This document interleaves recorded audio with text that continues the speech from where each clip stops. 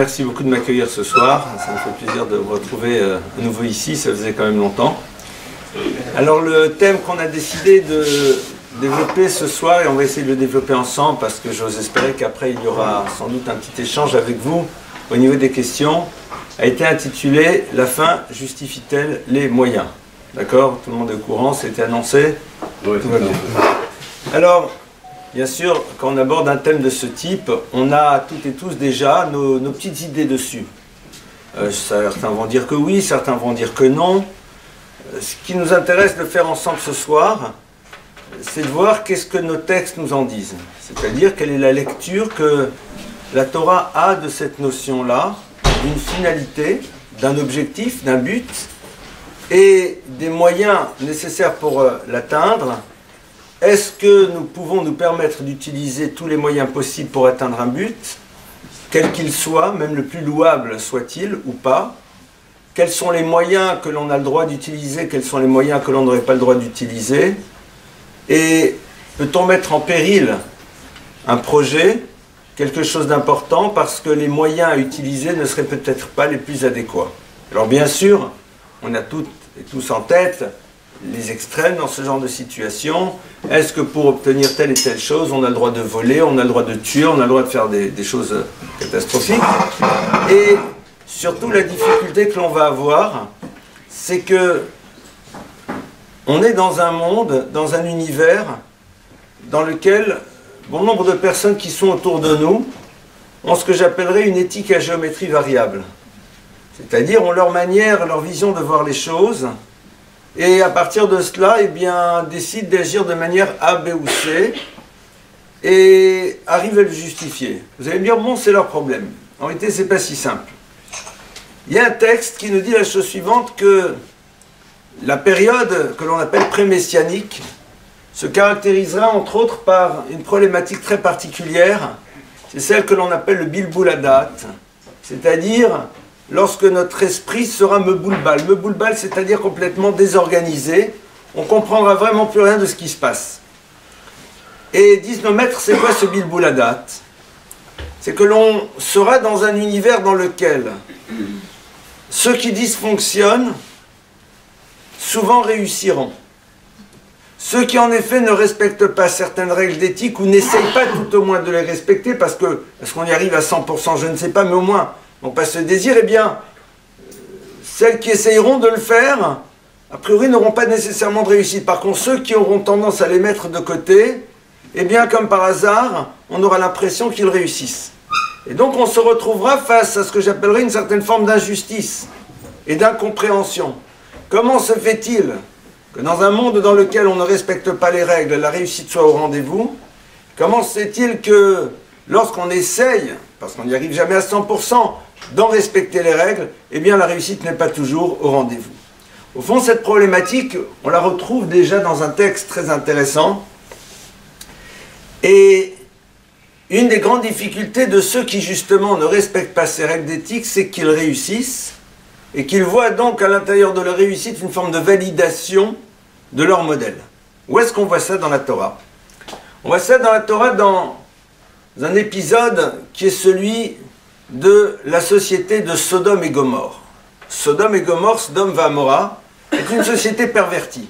Souvent quand on pense à Sodome et Amora, on pense à la perversion au niveau des mœurs, alors qu'en vérité, il ne faut pas oublier qu'il y avait une perversion très forte dans les relations les uns aux autres. C'était une société qu'on appellerait aujourd'hui très égocentrée, dans laquelle on ne voulait pas s'investir vis-à-vis des autres, et si on s'investissait vis-à-vis des autres, c'est parce qu'on ne pouvait en retirer un bénéfice pour soi, mais la notion d'altérité et d'engagement pour les autres n'était pas vraiment présente. Et pourtant, le texte nous décrit Sodome et Gomorrhe, donc il est une société qui s'est pervertie dans la manière de fonctionner dans la relation à l'autre. Le texte nous dit cet univers est que Gan Hachem, comme un jardin divin. C'est la Torah qui vous le dit. C'est le texte de la Bible, d'accord, de notre Sainte Torah qui dit que Gan Hachem, que Sodome et Gomorrhe, c'était un jardin divin. Ça veut dire qu'il y avait une forme de réussite économique, une réussite à tous les niveaux incroyable. On disait, mais ici, c'est le jardin de Dieu. Donc, quand tu as une telle réussite, quand ça marche tellement bien, tu dis, mais évidemment que je suis dans le bon système. Évidemment qu'a priori, je valide mon modèle. Et c'est ça, au fond, le problème numéro 1 qu'on va avoir. C'est-à-dire que, avant de rentrer au cœur du sujet, il faut bien comprendre que notre problème à nous tous, c'est quoi? Je répète. On essaye ou on n'essaye pas, pardonnez-moi, d'aller dans l'univers de l'éthique. Alors bien sûr, on n'y arrive jamais à 100%, mais on essaye d'y arriver.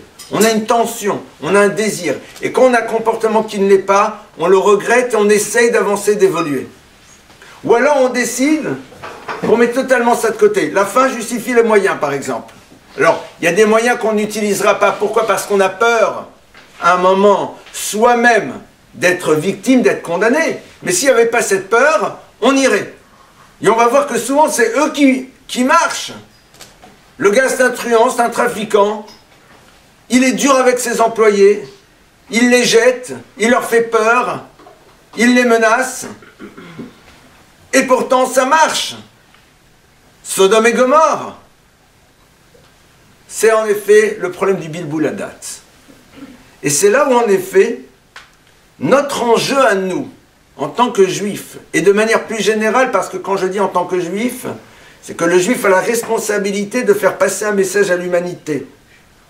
À travers ce que la Torah nous propose, c'est d'être capable de se dire, je vais garder une vigilance par rapport à mon éthique, telle que la Torah me l'enseigne, même si en effet, les résultats positifs ne sont pas immédiatement visibles. Parce qu'au fond, ce que j'attends, c'est de pouvoir me regarder dans une glace quand je rentre chez moi à la maison le soir.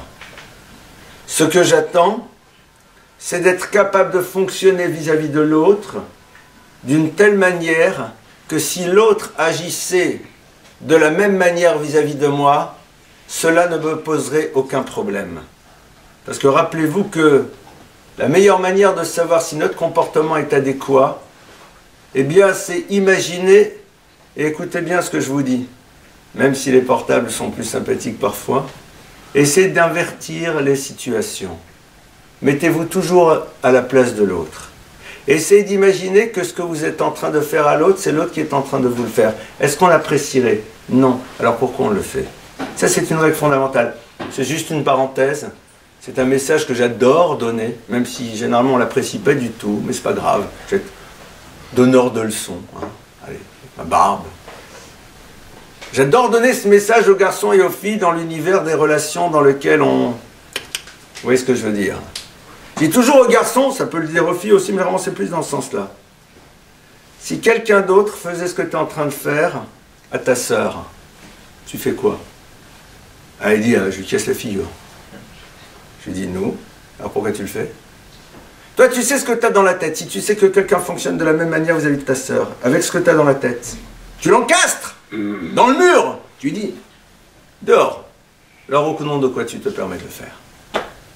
Avoir une éthique, c'est être capable de se regarder le soir dans la glace et de se dire, est-ce que mon modèle de fonctionnement vis-à-vis de l'autre, je supporterais si l'autre fonctionnait de cette manière vis-à-vis de moi? Et donc à partir de là, on va essayer de rentrer dans cette problématique plus particulière de savoir est-ce que la fin justifie les moyens. Et l'homme le plus perverti dans l'éthique, vous savez comment il s'appelle? Il s'appelle Lavan. Lavan, c'est le... Vous connaissez Lavan? Lavan et Bethuel. Lavan, c'est le frère de Rivka, n'est-ce pas?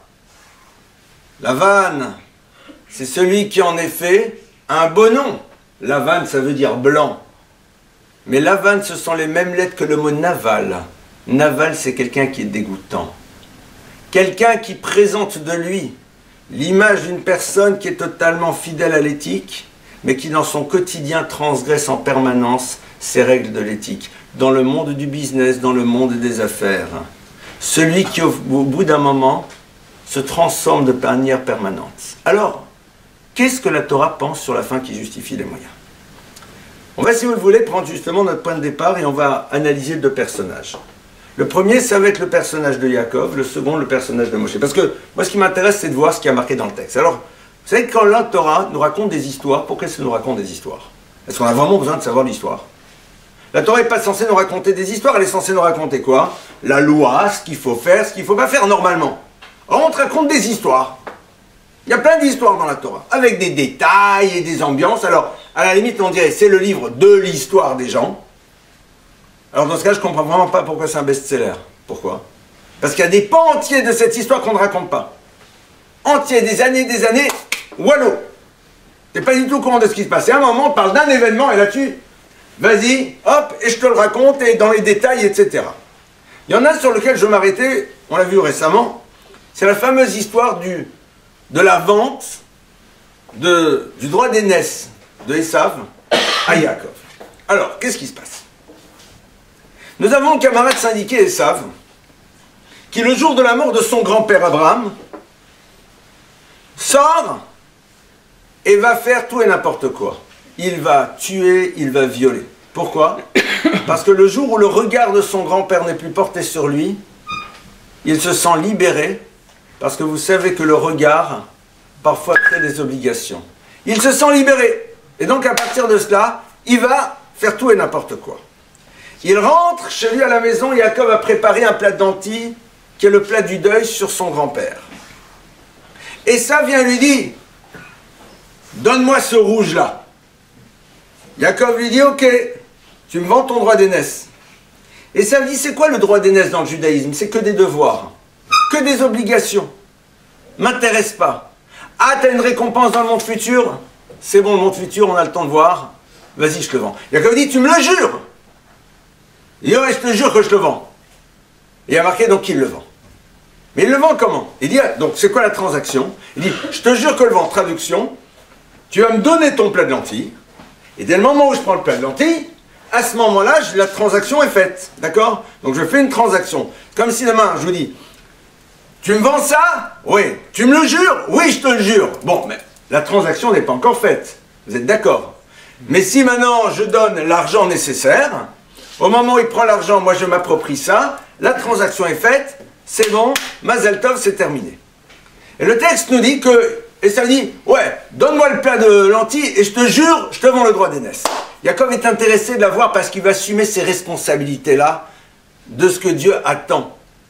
Et donc, le texte nous dit, Yaakov Natan l'Esav, lechem unezid ardashim, vayochal vayesh vayakom vayelach, vayivez Esav et abechora. Ce qui veut dire. Et Yaakov donna à Esav, lechem, du pain, unezid ardashim, et le plat de lentilles, vayochal, il a mangé, vayesh, et il a bu. Et là, Esav a abandonné avec mépris son droit d'aînesse. Quand vous lisez un texte pareil, vous posez une question. Vous dites, attends, je ne comprends pas. Qu'est-ce que la Torah a besoin de me donner le menu? Il lui a dit, jure-moi, je jure. Donc tu me jures contre le plat de lentilles, tu me la vends, je la vends. Ve Yaakov, et Yaakov donne le plat de lentilles.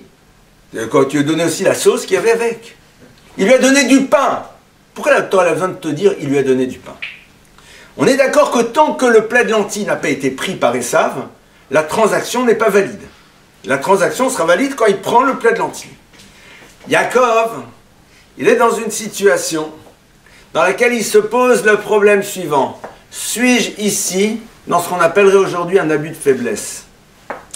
Esav, il débarque. Esav, il n'en peut plus, il a faim, il a faim, il a faim. Il voit le plat de lentilles, et dit, donne-moi le plat, je le veux. Il dit, tu me vends quoi? Le droit d'aînesse? Allez, vas-y, prends ton droit, je m'en fous. Allez, le plat! J'ai faim! Mais peut-être qu'une fois qu'il aura consommé le plat, il va s'arrêter 2 minutes, il va dire, peut-être j'ai fait une bêtise. Pour un plat de lentilles, je lui ai vendu le droit d'aînesse. Qu'est-ce que Yaakov il fait? Yaakov il dit, attends, c'est seulement quand tu as mangé le plat.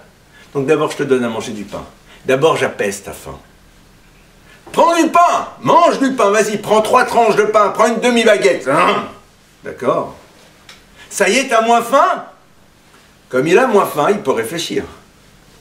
Ce n'est plus la faim qui le pousse à vouloir vendre. Parce que là, il a moins faim.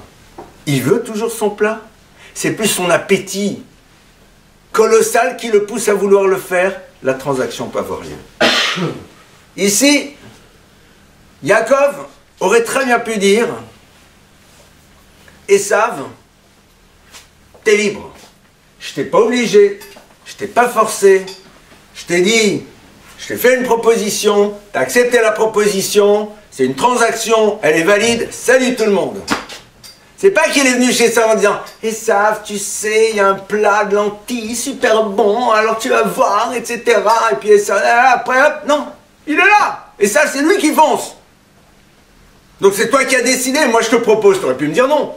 Rentre chez toi à la maison, après mange les bananes, je sais pas. Et pour être sûr, donc Jacob il aurait pu dire c'est son problème. T'as dit oui. T'as dit oui. Je t'ai pas forcé. Je t'ai pas obligé. Mais peut-être que la situation dans laquelle tu te trouves a fait que tu n'as pas eu un jugement réel. Que tu étais tellement pris par ta faim que tu as agi d'une certaine manière, mais si ta faim avait été apaisée, tu aurais peut-être agi d'une autre manière. À partir de là, pour être sûr qu'on est dans quelque chose de vrai, parce que la faim ne justifie pas les moyens, eh bien je veux être sûr que ton appétit est moins féroce. Tu as moins faim, tu es un peu apaisé. Maintenant, tu voyais le plat de lentilles, ça c'est stade 2. Tu y vas ou tu y vas pas? Tu le prends? Si tu le prends pas, il n'y a pas de transaction. Si tu le prends, la transaction est bonne. Au fond, d'ici déjà on apprend un élément fondamental dans la vie. C'est que ce qui valide un oui, c'est la capacité que l'on a de dire non. Si on ne se sent pas capable de dire non, notre oui n'a aucune valeur. C'est valable dans tous les domaines. Dans le monde des relations, l'autre a tellement besoin de se sentir aimé, l'autre a tellement besoin de se sentir exister, l'autre a tellement besoin de savoir qu'il ou elle a une place, qu'il ou elle est prêt à faire des choses, à dire ou agir d'une manière X, Y, Z, pour pouvoir à un moment combler son manque. Tu combles son manque autrement? Est-ce que l'autre sera toujours partant pour répondre présent à ta demande? Dans le monde des relations, vous savez, c'est très intéressant de savoir comment ça se passe. La plupart du temps, dans le monde des relations, on est prêt à donner beaucoup pour recevoir un petit peu. Parce que tout simplement, on ne sait pas comment recevoir ce petit peu autrement. Si en effet, j'ai l'impression que si je ne donne pas beaucoup, alors on ne me regardera pas et que j'ai besoin d'être regardé, alors je ferai ce qu'il faut pour avoir l'impression d'être regardé. Mais si l'autre me regarde sans avoir besoin que je lui donne ce qu'il a envie de prendre, là, véritablement, on est dans quelque chose d'authentique. La fin ne justifie pas les moyens. C'est avant tout une réflexion sur l'état de fragilité dans lequel une personne peut se trouver dans la vie, au moment où on a envie de prendre quelque chose d'elle, et le fait que l'on soit capable justement de profiter de cette fragilité. Et c'est valable dans tellement de relations. C'est valable dans le monde de l'entreprise.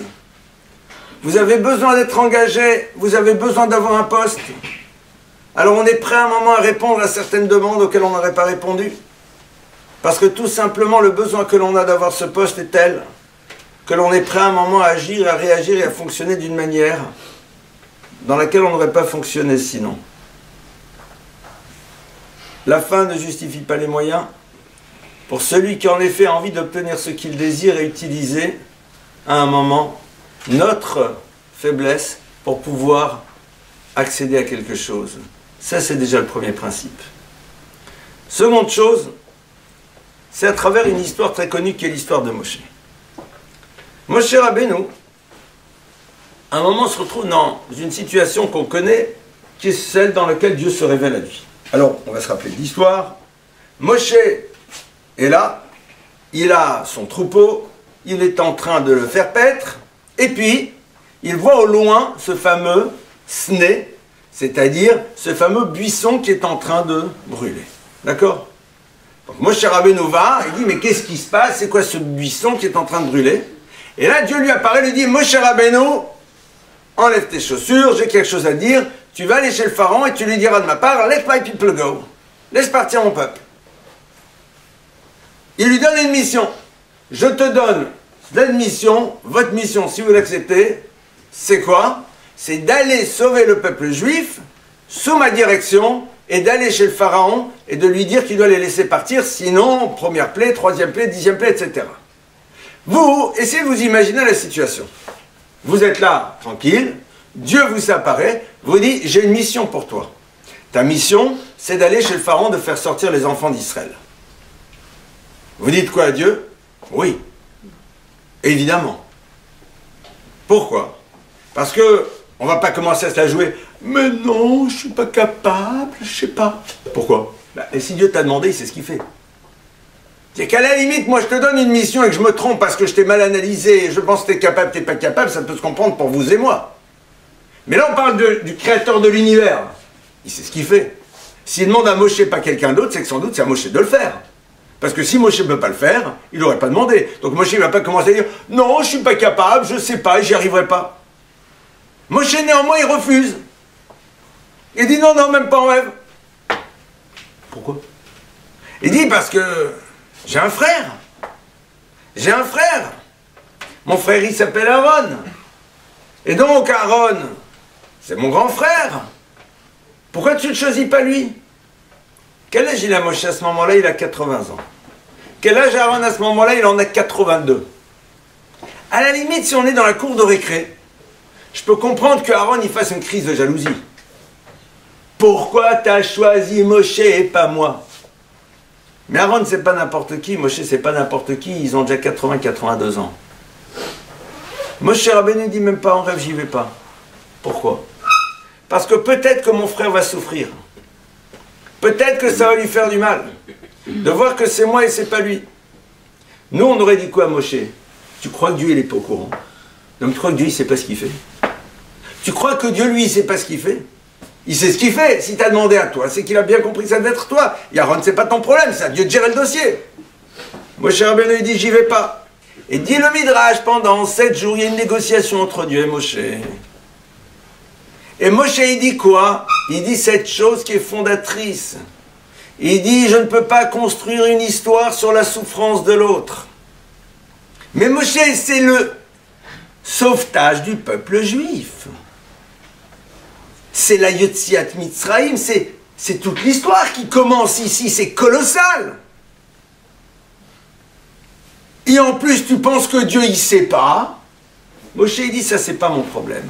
Moi, en tant qu'être humain, dans ma dimension humaine, l'idée que je puisse construire une histoire, quelle qu'elle soit, même la plus belle, sur la souffrance de l'autre, c'est inimaginable.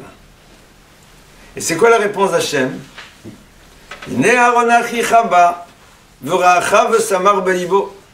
Voici que ton frère Aaron vient, et il te verra. C'est-à-dire, il va voir comment tu as reçu en effet cette fonction, Vesamach belibo, et il sera heureux dans son cœur. Hachem dit, je témoigne, et je te dis, Moshe, sache une chose, que quand ton frère Aaron va voir que tu as été choisi pour remplir en effet ce rôle de sortir les enfants d'Israël d'Égypte, il va être heureux dans son cœur. Il n'y a pas marqué qu'il va être juste content, genre, c'est super, tu as une super promotion, c'est génial. Samach belibo, Samach belibo, être heureux dans son cœur. Vous savez c'est quoi la notion de simcha dans la Torah? En simcha la katarat sekot. La simcha c'est quand on n'a plus de doute. La joie c'est quand vous avez résolu un doute. Le samach belibo. Il dit, sache qu'au plus profond lui-même, Aaron n'a aucun doute. Il sait, et il est heureux. À l'intérieur de lui, c'est pas de façade, c'est pas factice, que ça doit être toi. Alors là, Moshe Rabbeinu, il y va. Ça veut dire qu'ici, on est dans un texte qui est en train de nous apprendre quelque chose de fondamental. C'est que Moshe Rabbeinu, il est prêt à mettre en cause la sortie d'Égypte, parce que la fin ne justifie pas les moyens. Mais c'est quoi les moyens ici? C'est pas des moyens tordus. Mais ça va au-delà de ça. C'est, à la limite, il utiliserait des moyens tordus pour faire sortir d'Égypte. Non. Il va écouter l'ordre de Dieu. Mais comme à l'intérieur de cette histoire, il peut y avoir quelqu'un qui va souffrir, alors, il va dire, ouais, non, je ne peux pas. Parce que le problème, c'est quoi dans la vie? C'est quoi la limite? Quelle est la limite? La fin justifie les moyens.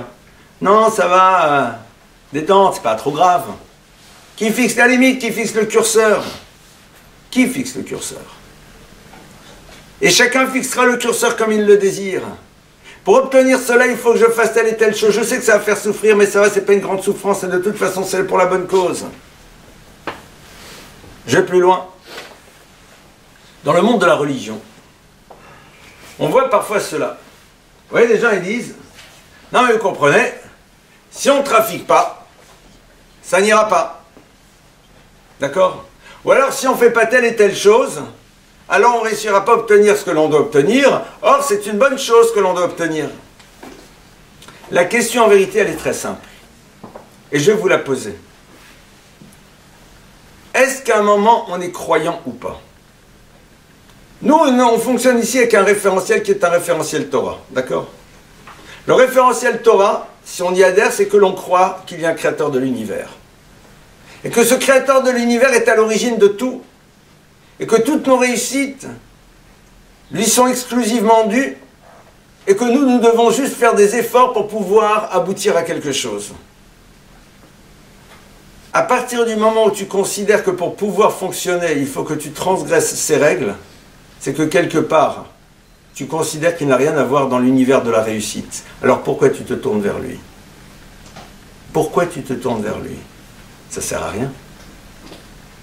Vous savez, c'est un petit peu le problème de toutes les personnes qui disent, voilà, normalement il faudrait faire ça pour que ça marche.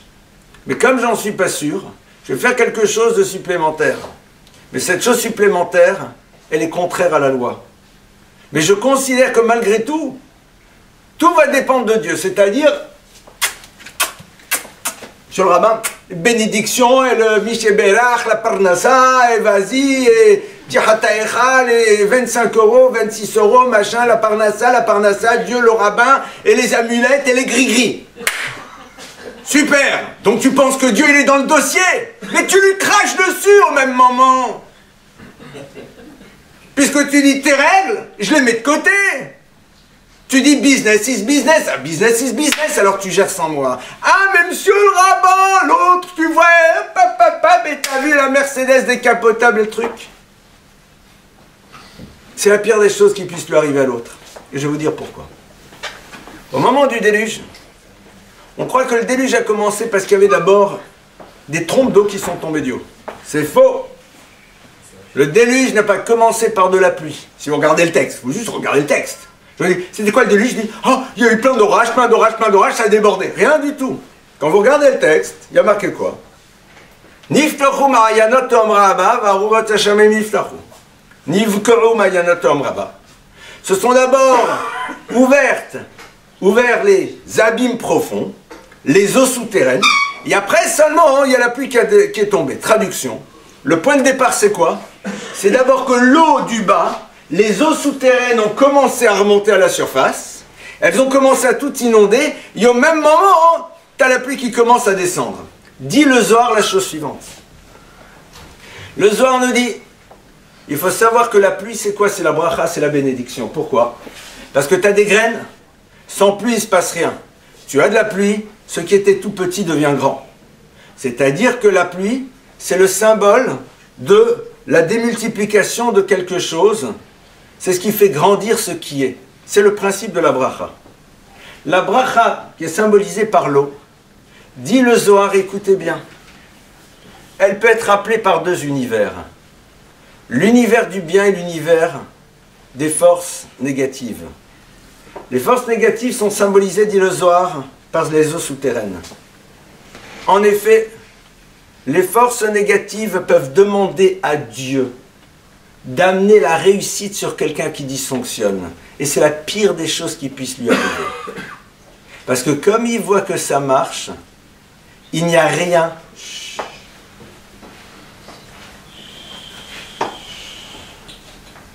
Comme il voit que ça marche, il n'y a rien qui est là pour le remettre en cause. Rien. Rien. Ça marche. Je dysfonctionne et ça marche. C'est une crapule absolue. Il embrouille tout le monde dans son business, etc., etc. Il fait croire des choses, il vend des produits à tel prix alors que ça vaut 10 fois, etc. Et la femme, et en plus, je donne après pour la yeshiva ce que vous voulez. Et ça marche. Donc tout va bien. Donc, il n'y a plus rien qui la porte remettre en cause. C'est la pire des choses. Quand dans la vie, il n'y a plus rien qui est là pour nous bouleverser, on reste dans notre système. Pire que ça, celui dont la fin justifie les moyens, et qui est dans sa réussite, qui est appelé par des énergies négatives, comme ça dit le Zohar, il faut le savoir, non seulement va s'enfermer dans son système, mais vous savez comment dans le Zohar on l'appelle cette personne? Il rentre dans la catégorie de ce que l'on appelle Hayalotav shel Satan, les armées du Satan. Pourquoi? Parce que c'est le meilleur recruteur. Le Satan, il est là, il dit aux gens, mais qu'est-ce que tu te prends la tête à respecter les règles? Regarde, l'autre il regarde les règles, il respecte les règles, ça marche moyen. Lui, tu vois bien qu'il a dit, il ne faut pas exagérer, et ça marche. Donc, tu as face à toi l'exemple, suis l'exemple. Ah, mais il y a l'éthique, de toute façon tout le monde fait la même chose, et si c'est pas moi ça sera l'autre, et de toute façon autant que ça soit moi plutôt que lui, et puis en plus ça me permettra de donner plus à des pauvres. On a tous les systèmes qui sont présents dans notre tête pour justifier. Je peux vous faire, vous savez, c'est comme dans les relations garçon-fille, le dictionnaire du non-engagement. On a plein de formules dans la tête qui nous permettent de justifier ce qu'on a envie de faire. Mais comme c'est des formules classe, soi-disant, alors on se sent pas mal. Je ressens rien pour toi, t'es trop bien pour moi, au fond, je me sens pas mûr, je me sens pas prêt. Dis, j'ai pas le courage de m'engager ou c'était juste pour pouvoir profiter de toi et c'est tout. Sois mensch. On adore les formules. Ici aussi. Mais non, mais tout ça c'est pour le bien et en vérité, les autres le font tous et au contraire, chacun trouve ses systèmes pour se justifier. Dieu dit à un moment que le reproche qu'il fait au peuple juif, c'est quoi? C'est pas qu'ils font des bêtises. Il est chauffé et très malomrech lochatati. Ce que je te reproche, dit Dieu au peuple juif, c'est que tu dis, mais il n'y a aucun problème. C'est pas un problème, mais ça va. Tout le monde le fait, faut pas exagérer. Allez, c'est bon, détente. Et puis de toute façon, après, et si on fait autrement, ça marchera jamais. Et alors, il faut faire sa femme et ses enfants. Chacun trouve son système. L'expression réelle de la foi en Dieu, elle se situe dans cet univers-là. Elle n'est pas simple parce que je vais vous dire, allez tous les matins à la synagogue et faire de la gymnastique. D'accord? C'est simple. C'est pas compliqué. Allez au cocktail et faire... Et puis nous retrouver 2 jours après sur la plage et là t'es en train de faire comme ça. Bon, ça c'est un peu bizarre, d'accord? T'étais au cocktail ou t'es... Bon, ce qu'il faut c'est pas... Parce que t'imagines t'es sur la plage et là t'es en train de faire comme ça au cocktail. C'est un peu désordre. Donc non, non, là, Dieu. Et puis là-bas, bon, laisse tomber, c'est bon là maintenant. C'est bizarre, hein? Nos incohérences, on est géniaux là-dedans. On est bon. Mais le problème, c'est quoi? Le problème, c'est quoi? C'est qu'à un moment, on construit des systèmes et on les justifie, et on ne voit même plus où est le problème. Quand la fin commence à justifier les moyens, eh bien à ce moment-là, il n'y a pas de limite. Et on construit un système pour pouvoir justifier notre modèle de fonctionnement. C'est pour ça que Yaakov, il dit... Si je commence à utiliser la faiblesse d'Esav, pourtant c'est pas moi qui l'ai cherché Esav, c'est lui qui est venu. Yaakov dit non mais, sait-on jamais. Peut-être que Esav est en faiblesse, et même si c'est lui qui vient me voir, eh bien, je vais être sûr que c'est parce qu'il veut me la vendre qu'il est prêt, et non pas parce qu'il n'en peut plus d'avoir faim. Donc je vais être sûr qu'il n'a plus faim, ou beaucoup moins. Moshe Rabbeinu aussi dit, si je ne suis pas sûr que Aaron à Cohen, mon frère, au plus profond de lui-même ne souffrira pas, je n'y vais pas. Cette vigilance extrême, parce que quand on commence à rentrer là-dedans, eh bien à partir de là, on commence à construire un système de justification. Et sur la base de cela, on ne voit même plus où est le problème. On ne se rend même plus compte que quelque part, c'est tout notre système qui est complètement perverti, parce que dès le début, on a oublié ce principe fondateur. Alors, on va essayer, on a encore 10 minutes, on va essayer de voir quelles sont les implications pratiques de cette notion-là. Et comme on l'a vu, la fin ne peut pas justifier les moyens. Sauf quand la Torah nous le dit. Et quand est-ce que la Torah nous le dit? La Torah nous le dit pour une seule chose. Elle nous le dit pour le shalom, pour la paix. En effet, on va voir que lorsqu'il faut obtenir la paix, lorsqu'il faut créer des relations de paix entre les individus, on peut à un moment, en effet, transformer sa parole pour pouvoir faire que les choses soient calmes. Or, c'est très intéressant. Parce que j'ai justement dans cet univers dans lequel on dit « Ah non, moi je suis un mec bien, hein, moi je le dis, hein, ah, il faut le savoir, hein, ah, moi je suis un mec droit et honnête. » Pourriture. Il n'y a pas d'autre mot. T'as pas honte? C'est le problème du Lachon Hara. C'est le lieu dans lequel on te dit tu parles pas. Ah non, hein, moi je pense que dans la vie, quand il y a une chose, il faut être capable de la dire. Mais dans tes modèles de fonctionnement, quand on est dans ton business ou dans d'autres modèles, tu dis à la fille, écoute, sache bien que je te fais les machins, mais c'est juste pour t'amener dans mon lit parce que de toute façon, je compte pas me marier. Tu le dis, oui ou non? Non. Alors pourquoi là tu joues? À un moment, il y a cette notion d'honnêteté. Il y a cette notion d'honnêteté. Il y a des domaines dans lesquels la Torah dit, tais-toi. Dis, je sais pas, j'ai pas vu, je suis pas au courant, machin. Pourquoi? Shalom. Pour préserver la paix. Là-dedans, on est très bon pour colporter, pour dire et pour casser les choses. Tu es au courant de ce qu'il a dit à ton sujet, tu es au courant de ce qu'il a fait, ah t'es pas au courant, ah tatade. Ah tiens, ah t'es plus avec lui? Non, pourquoi? Ah non. Quoi, qu'est-ce qui se passe? Non, bah non, je l'ai vu, non, mais ça devait être une cousine à lui. Crapule. Ah non, moi je pense dans la vie, hein, faut être dans la vérité, hein. Faut être dans la vérité. T'es vrai, toi, par rapport à toi-même. Généralement, ceux qui sont le plus rapides à faire et à dire les choses qui détruisent le shalom sont ceux qui, en effet, ont construit les systèmes dans lesquels la fin justifie les moyens quand ça les intéresse eux. Et quelque part, c'est ça l'univers de Sodome et Gomorrhe. L'univers de Sodome et Gomorrhe, c'est ça. Et notre problème à nous, c'est qu'à un moment, on tombe dans le piège et on reste là-dedans. C'est vrai que pour ça, il faut décider à un moment d'avoir une certaine forme d'honnêteté. Pour le shalom, Akadosh Baruch Hu dit à Avram Avinu, Sarah est âgée, qu'elle ne peut pas avoir d'enfant, c'est pas vrai? Qu'est-ce que Avram il a dit? Sarah elle a dit, il est âgé. Et elle dit, non, mais... Si je dis à Avram que Sarah elle a dit qu'il est âgé, même si c'est vrai, il n'y a pas à inventer un mensonge, ça peut créer une tension entre eux. Pour préserver leur shalom, je me tais. Je dis les choses légèrement différentes. La fin justifie les moyens, là. Oui, pour préserver le shalom. La fin justifie les moyens. De parfois nécessairement pas dire la totale vérité. De savoir se taire dans certaines situations. De ne pas véhiculer des choses dans d'autres. Pourquoi? Parce que la paix doit rester. Mais dans le domaine qui sort de celui-là, c'est là où en effet, il faut être capable de se dire c'est inacceptable. Je vais vous dire, le problème de la Emouna, il se situe là. Et comme je l'ai dit tout à l'heure, parce qu'on est dans un monde de Bilboul Hadat, dans un monde dans lequel ce sont les tordus qui souvent réussissent, surtout dans le monde des affaires. Ce sont ceux qui n'ont ni foi ni loi, qui ne tiennent pas compte de l'autre. Il y a un grand maître qui s'appelle Rav Steinman qui dit toujours une phrase. Il dit, sachez que dans la vie, et c'est quelqu'un qui a plus de 100 ans, 102, 103 ans, il dit dans la vie, je n'ai jamais vu une personne qui à terme allait perdre s'il est prêt à renoncer. Renoncer, c'est quoi? Je vais renoncer, moi? Non, mais tu vas voir. Mais qui travaille là-haut? Mais qui travaille? Akadosh Baruch Hu, il nous a dit que la capacité d'être mevater, de savoir renoncer, c'est tout simplement faire confiance. À un moment, il y a certaines choses qu'on n'est pas prêt à faire. Il y a certaines batailles qu'on n'est pas prêt à livrer. Il y a certaines manières d'être que l'on ne veut pas mettre en place. Ah, à cause de cela, je perds.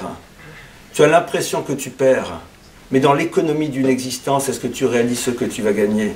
Peut-être qu'à ce moment-là, ce qui s'ouvre, c'est la possibilité de rencontrer la personne avec laquelle tu vas vraiment construire ton histoire. C'est là où, en effet, ce qui aurait pu être difficile dans l'éducation de tes enfants n'émergera pas. C'est là où une bracha authentique et réelle va se mettre en place, parce que le problème, c'est pas d'avoir un compte en banque qui est rempli, c'est de savoir en profiter de manière équilibrée et sereine. Et c'est là où, en effet, on doit voir les choses de manière globale. Ça, une personne qui sait céder, C-E-D-E-R, c'est quelqu'un qui prouve qu'à un moment, pour elle, la fin ne justifie pas les moyens. Et même parfois, quand on pourrait dire que la règle me donne raison, réfléchis avec ta tête. La Gemara nous dit que Jérusalem n'a été détruite que parce que tout simplement ils ont fonctionné sur la stricte application de la justice. Il y a la justice et il y a une manière à toi de fonctionner dans le rapport à la justice qui doit être au-delà même de la simple application de la loi.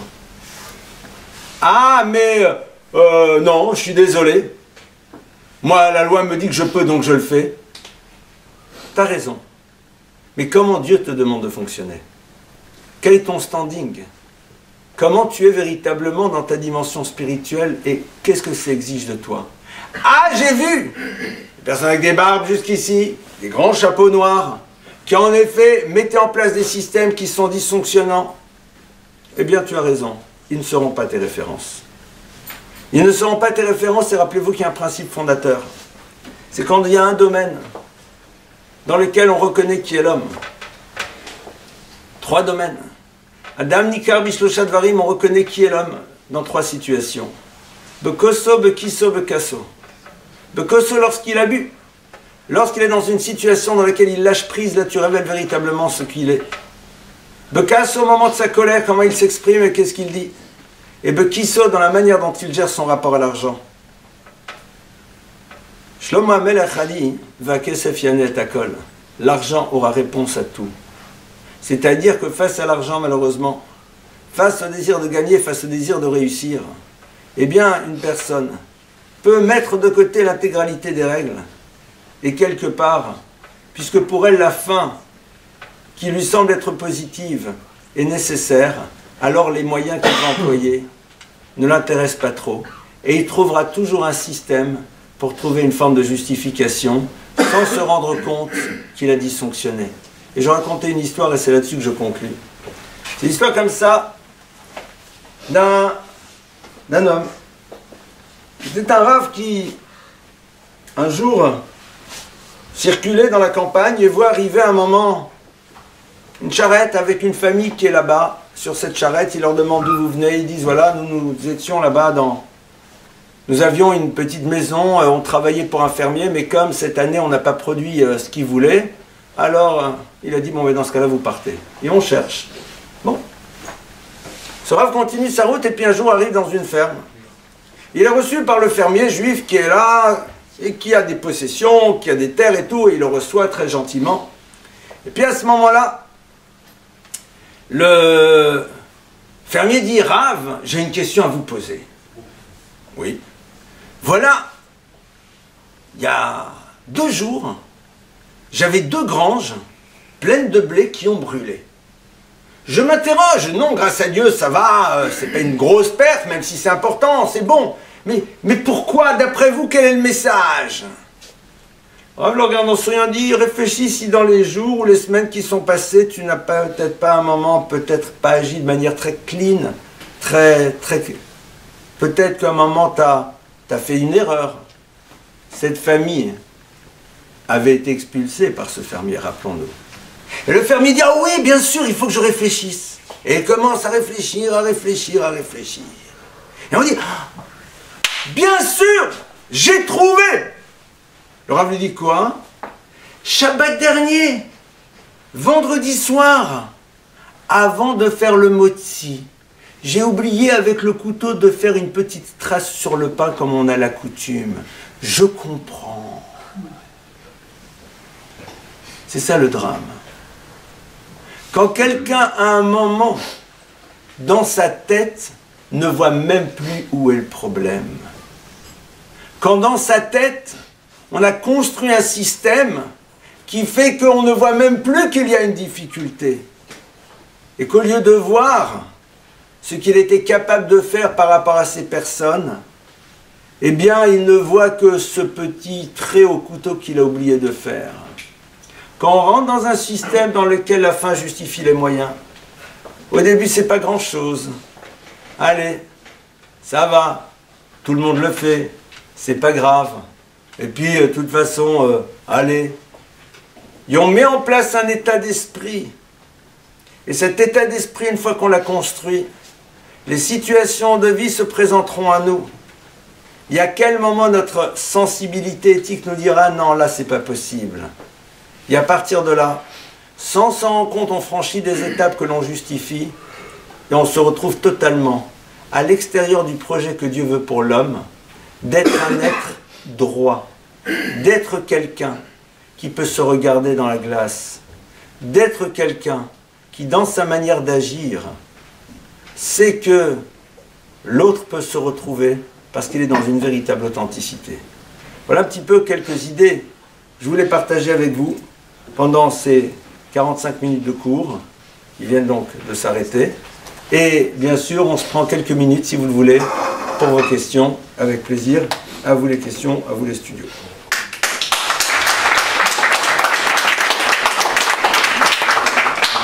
Alors, attendez, les questions. Les habitudes après le... Quoi? Pendant le buffet, les habitudes. Ah là, c'est pendant le buffet les questions? Ouais. Ah, allez-y,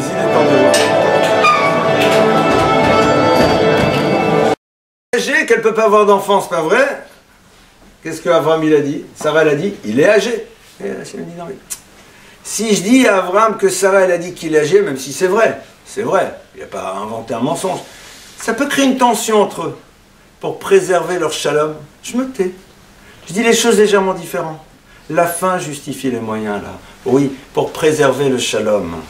La fin justifie les moyens. De parfois nécessairement pas dire la totale vérité. De savoir se faire dans certaines situations. De ne pas véhiculer des choses dans d'autres. Pourquoi? Parce que la paix doit rester. Mais dans le domaine qui sort de celui-là, c'est là où en effet, il faut être capable de se dire c'est inacceptable. Je vais vous dire, le problème de la Emouna, il se situe là. Et comme je l'ai dit tout à l'heure, parce qu'on est dans un monde de Bilboul Hadat, dans un monde dans lequel ce sont les tordus qui souvent réussissent, surtout dans le monde des affaires. Ce sont ceux qui n'ont ni foi ni loi, qui ne tiennent pas compte de l'autre. Il y a un grand maître qui s'appelle Rav Steinman qui dit toujours une phrase. Il dit, sachez que dans la vie, et c'est quelqu'un qui a plus de 100 ans, 102, 103 ans, il dit dans la vie, je n'ai jamais vu une personne qui à terme allait perdre s'il est prêt à renoncer. Renoncer, c'est quoi? Je vais renoncer, moi? Non, mais tu vas voir. Mais qui travaille là-haut? Mais qui travaille? Akadosh Baruch Hu, il nous a dit que la capacité d'être mevater, de savoir renoncer, c'est tout simplement faire confiance. À un moment, il y a certaines choses qu'on n'est pas prêt à faire. Il y a certaines batailles qu'on n'est pas prêt à livrer. Il y a certaines manières d'être que l'on ne veut pas mettre en place. Ah, à cause de cela, je perds. Tu as l'impression que tu perds. Mais dans l'économie d'une existence, est-ce que tu réalises ce que tu vas gagner? Peut-être qu'à ce moment-là, ce qui s'ouvre, c'est la possibilité de rencontrer la personne avec laquelle tu vas vraiment construire ton histoire. C'est là où, en effet, ce qui aurait pu être difficile dans l'éducation de tes enfants n'émergera pas. C'est là où une bracha authentique et réelle va se mettre en place, parce que le problème, c'est pas d'avoir un compte en banque qui est rempli, c'est de savoir en profiter de manière équilibrée et sereine. Et c'est là où, en effet, on doit voir les choses de manière globale. Ça, une personne qui sait céder, C-E-D-E-R, c'est quelqu'un qui prouve qu'à un moment, pour elle, la fin ne justifie pas les moyens. Et même parfois, quand on pourrait dire que la règle me donne raison, réfléchis avec ta tête. La Gemara nous dit que Jérusalem n'a été détruite que parce que tout simplement ils ont fonctionné sur la stricte application de la justice. Il y a la justice et il y a une manière à toi de fonctionner dans le rapport à la justice qui doit être au-delà même de la simple application de la loi. Ah mais... non, je suis désolé. Moi, la loi me dit que je peux, donc je le fais. T'as raison. Mais comment Dieu te demande de fonctionner? Quel est ton standing? Comment tu es véritablement dans ta dimension spirituelle et qu'est-ce que ça exige de toi? Ah, j'ai vu des personnes avec des barbes jusqu'ici, des grands chapeaux noirs, qui en effet mettaient en place des systèmes qui sont dysfonctionnants. Eh bien, tu as raison. Ils ne seront pas tes références. Ils ne seront pas tes références, et rappelez-vous qu'il y a un principe fondateur. C'est quand il y a un domaine dans lequel on reconnaît qui est l'homme. 3 domaines. Adam, Nikar, Bishlosha, Dvarim, on reconnaît qui est l'homme dans 3 situations. Bekoso, Bekiso, Bekaso. Bekoso lorsqu'il a bu. Lorsqu'il est dans une situation dans laquelle il lâche prise, là tu révèles véritablement ce qu'il est. Bekasso au moment de sa colère, comment il s'exprime et qu'est-ce qu'il dit? Et Bekisso dans la manière dont il gère son rapport à l'argent. Shlomo HaMelech a dit, Vakesef yanet hakol. L'argent aura réponse à tout. C'est-à-dire que face à l'argent, malheureusement, face au désir de gagner, face au désir de réussir, eh bien, une personne peut mettre de côté l'intégralité des règles. Et quelque part, puisque pour elle, la fin qui lui semble être positive est nécessaire, alors les moyens qu'il va employer ne l'intéressent pas trop. Et il trouvera toujours un système pour trouver une forme de justification sans se rendre compte qu'il a dysfonctionné. Et je vais raconter une histoire et c'est là-dessus que je conclue. C'est l'histoire comme ça d'un homme. C'était un rave qui, un jour, circulait dans la campagne et voit arriver à un moment une charrette avec une famille qui est là-bas. Sur cette charrette, il leur demande d'où vous venez. Ils disent, voilà, nous étions là-bas Nous avions une petite maison, on travaillait pour un fermier, mais comme cette année on n'a pas produit ce qu'il voulait, alors il a dit, bon, mais dans ce cas-là, vous partez. Et on cherche. Bon. Ce rave continue sa route et puis un jour arrive dans une ferme. Il est reçu par le fermier juif qui est là et qui a des possessions, qui a des terres et tout, et il le reçoit très gentiment. Et puis à ce moment-là, le fermier dit, Rav, j'ai une question à vous poser. Oui. Voilà, il y a 2 jours, j'avais 2 granges pleines de blé qui ont brûlé. Je m'interroge, non, grâce à Dieu, ça va, c'est pas une grosse perte, même si c'est important, c'est bon. Mais pourquoi, d'après vous, quel est le message? Le regarde en souriant, dit, réfléchis si dans les jours ou les semaines qui sont passées, tu n'as peut-être pas un moment, peut-être pas agi de manière très clean, peut-être qu'à un moment, tu as fait une erreur. Cette famille avait été expulsée par ce fermier, rappelons-nous. Et le fermier dit, ah oui, bien sûr, il faut que je réfléchisse. Et il commence à réfléchir, à réfléchir, à réfléchir. Et on dit, bien sûr, j'ai trouvé. Le Rav lui dit quoi? Shabbat dernier, vendredi soir, avant de faire le motzi, j'ai oublié avec le couteau de faire une petite trace sur le pain comme on a la coutume. Je comprends. C'est ça le drame. Quand quelqu'un à un moment, dans sa tête, ne voit même plus où est le problème. Quand dans sa tête, on a construit un système qui fait qu'on ne voit même plus qu'il y a une difficulté. Et qu'au lieu de voir ce qu'il était capable de faire par rapport à ces personnes, eh bien, il ne voit que ce petit trait au couteau qu'il a oublié de faire. Quand on rentre dans un système dans lequel la fin justifie les moyens, au début, c'est pas grand-chose. Allez, ça va, tout le monde le fait, c'est pas grave. Et puis, de toute façon, allez. Et on met en place un état d'esprit. Et cet état d'esprit, une fois qu'on l'a construit, les situations de vie se présenteront à nous. Et à quel moment notre sensibilité éthique nous dira non, là, c'est pas possible.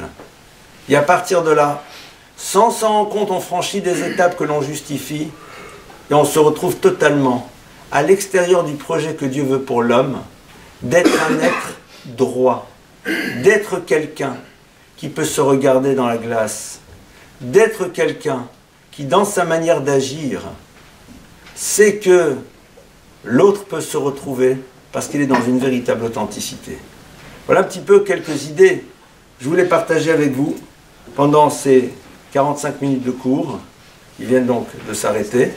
Et bien sûr, on se prend quelques minutes, si vous le voulez, pour vos questions, avec plaisir. À vous les questions, à vous les studios.